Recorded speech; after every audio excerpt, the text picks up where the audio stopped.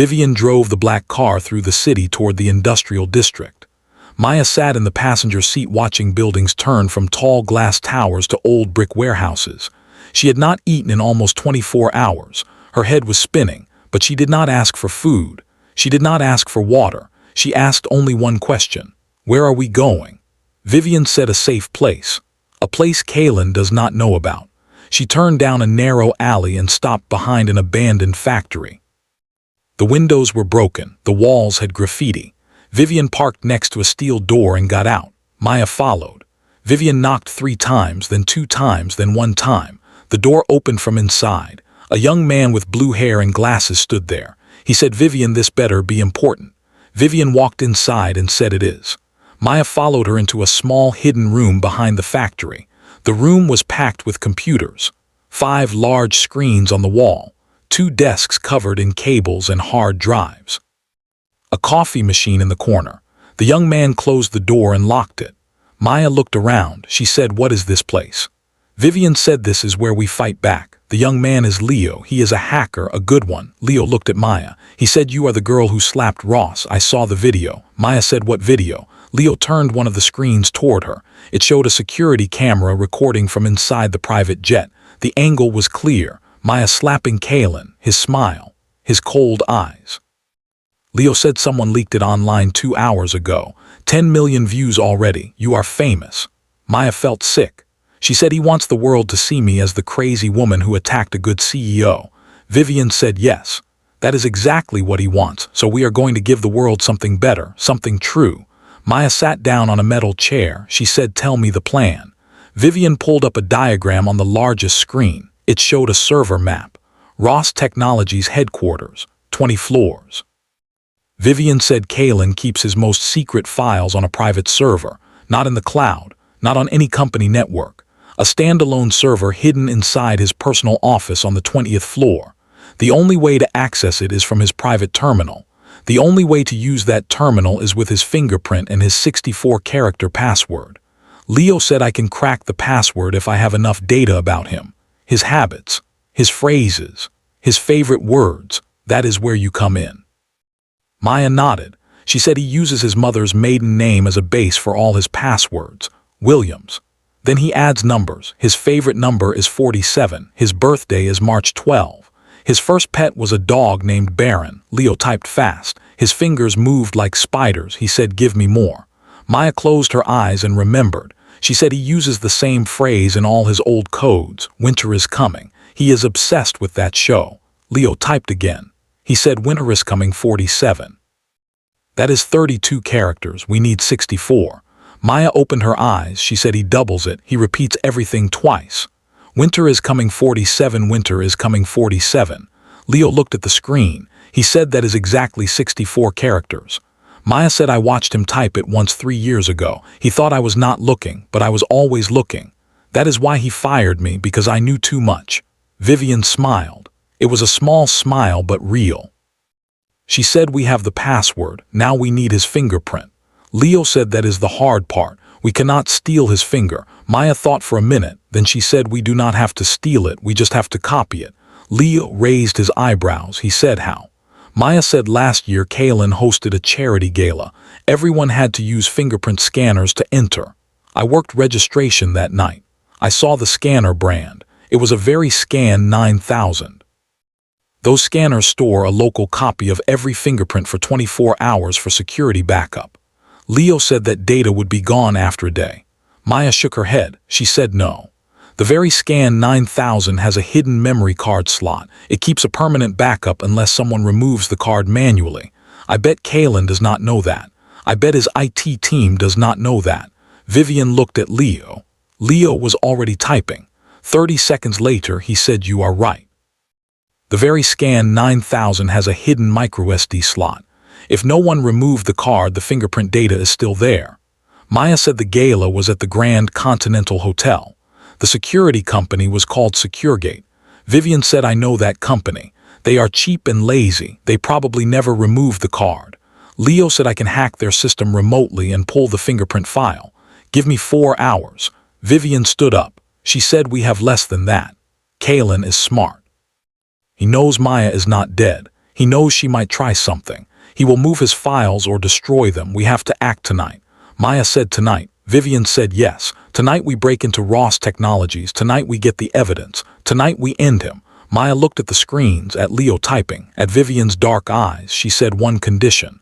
Vivian said what?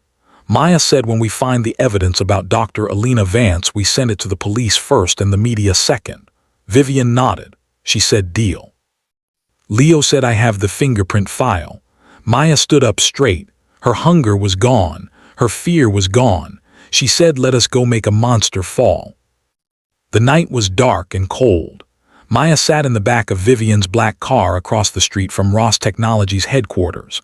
The building stood 60 floors tall, glass and steel, blue lights glowing from every window, but the 20th floor was dark. That was Kalen's personal office, the floor where the secret server lived. Leo was in the car with them. His laptop screen glowed blue on his face. He said security cameras are looped. Motion sensors are blind for the next 18 minutes. That is your window. Vivian looked at Maya. She said you do not have to go inside. I can do it alone. Maya shook her head. She said I started this with a slap. I will finish it with proof. She opened the car door and stepped out. Vivian followed. They walked fast across the street to a small service entrance on the side of the building. Leo had already unlocked it remotely. The door clicked open. Maya stepped inside. The hallway was gray and quiet. Emergency lights buzzed overhead. Vivian checked her watch. 17 minutes left. They moved to the service elevator. Maya pressed the button for floor 20. The elevator rose slow, too slow. Maya's heart was beating fast. Her hands were wet with sweat. The elevator doors opened on the 20th floor, darkness, long hallway, glass offices on both sides. Kalen's office was at the very end. Double doors, gold handles. Maya walked first. Her shoes made soft sounds on the carpet. Vivian followed close behind. They reached the doors. Maya tried the handle. Locked. Vivian pulled a small black device from her pocket. She placed it against the lock. The device beeped once. The lock clicked open. Vivian whispered. Leo said 10 minutes left. Move fast. Maya pushed the doors open. Kalen's office was huge, white marble floor, black desk, a wall of windows showing the entire city, and in the corner a small gray metal box, the private server. Maya walked to it. She plugged in the USB drive Leo had given her. The server screen lit up. Password required. Maya typed the 64 characters. Winter is coming 47, winter is coming 47. The server unlocked. Files appeared, thousands of them. Maya searched for Dr. Alina Vance. She found a folder, hidden, encrypted. Leo had given her a second USB drive for encryption breaking. She plugged it in. The folder opened. Inside were company reports, emails, voice recordings, and one video file. Maya opened the video. It showed Kalen Ross sitting in this same office.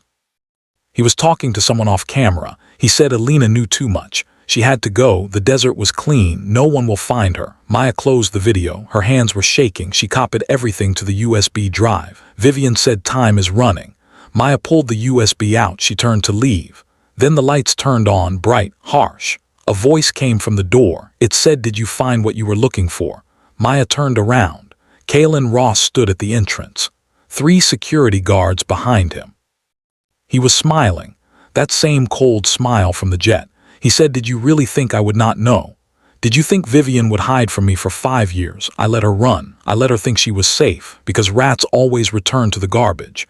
Vivian stepped forward. She said, "Your company is finished, Kalen. I have everything." Kalen laughed. He said, "You have nothing." The guards took 2 steps forward. Kalen said, "Give me the USB drive and I will let you walk out. Refuse and you both disappear like Alina." Maya looked at Vivian.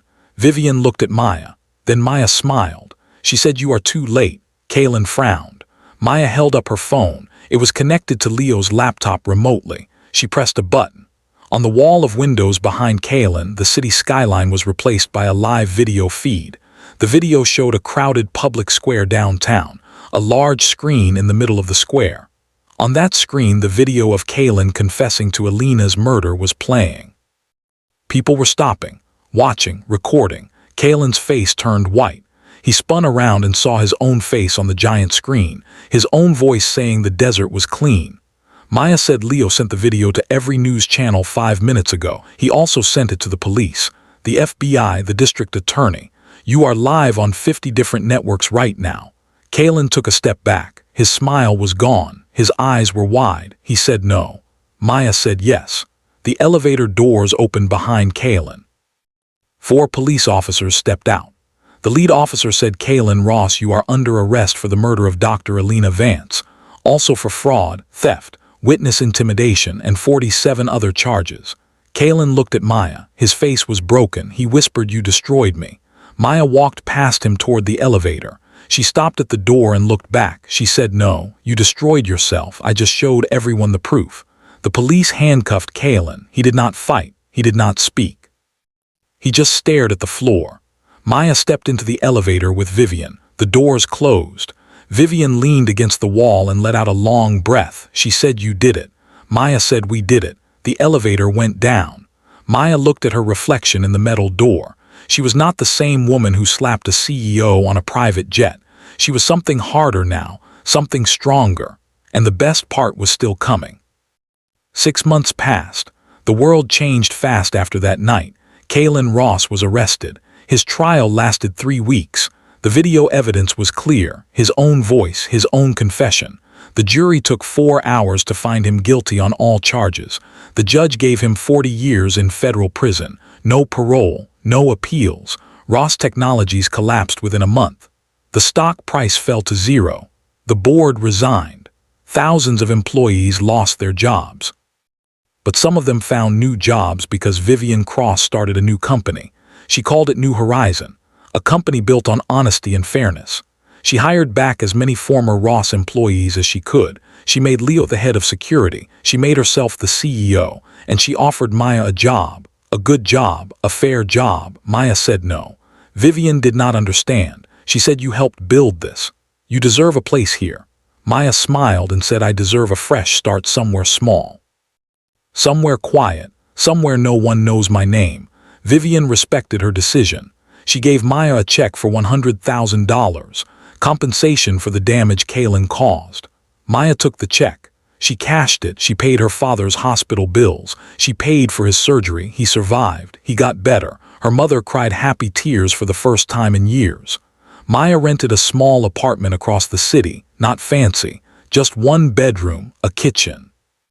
A window that faced east so the morning sun came in. She bought a used car, a gray sedan, nothing special. It ran, that was enough. She found a job at a small tech startup with only 12 employees. The owner was a woman named Priya. She was kind, she paid fair. She did not ask about Maya's past because she already knew. She said everyone deserves a second chapter. Maya worked hard. She came early. She stayed late. She did not complain. She did not brag. She just did her job and went home. The other employees liked her. They did not know she had brought down a billionaire.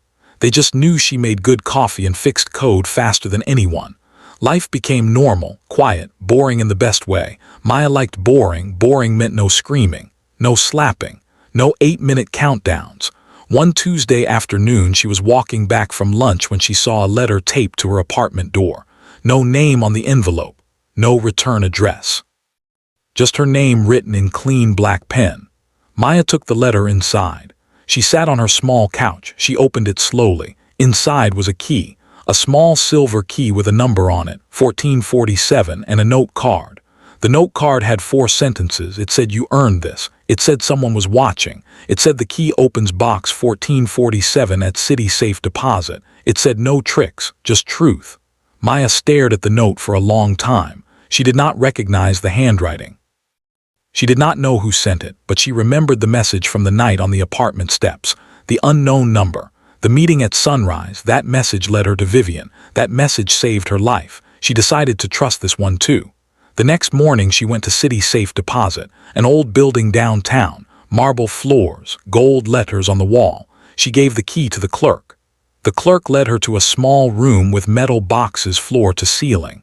He opened box 1447. Inside was a single envelope, thick, heavy. Maya took it to a private booth. She opened the envelope. Inside was a bank check made out to Maya Chen. The amount was $250,000, exactly what Kalen had sued her for. Next to the check was a letter. The letter said, "This is your money. The money Kalen stole from your account when he erased you. I recovered it. I added interest. I am returning it because it was never his to take. No signature, just a small drawing of a phoenix. A bird rising from fire. Maya read the letter 4 times. She looked at the check. $250,000, her money, returned by someone who watched her fall and rise. She did not know who. Vivian said it was not her. Leo said it was not him. The police had no record. The bank had no camera footage from that day. The clerk remembered nothing. The mystery stayed a mystery. Maya put the check in her pocket. She walked out of the building into the sunlight. She did not scream. She did not cry. She did not call anyone. She just walked to the park across the street and sat on a green bench. The sun was warm on her face.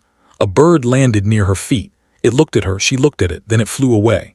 Maya leaned back and closed her eyes. She thought about the slap, the jet, the 8 minutes, the woman in black, the hacker, the heist, the arrest, the trial, the silence, and now this, a key, a box, a check, a mystery. She opened her eyes. She smiled. Not a revenge smile. Not a victory smile, just a quiet smile.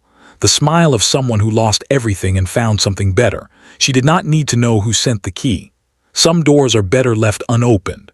Some mysteries are better left unsolved. She stood up. She walked back to her small apartment. She had work tomorrow. She had coffee to make, code to fix, a life to live on her own terms with her own name, and that was enough. That was more than enough. That was everything. The end.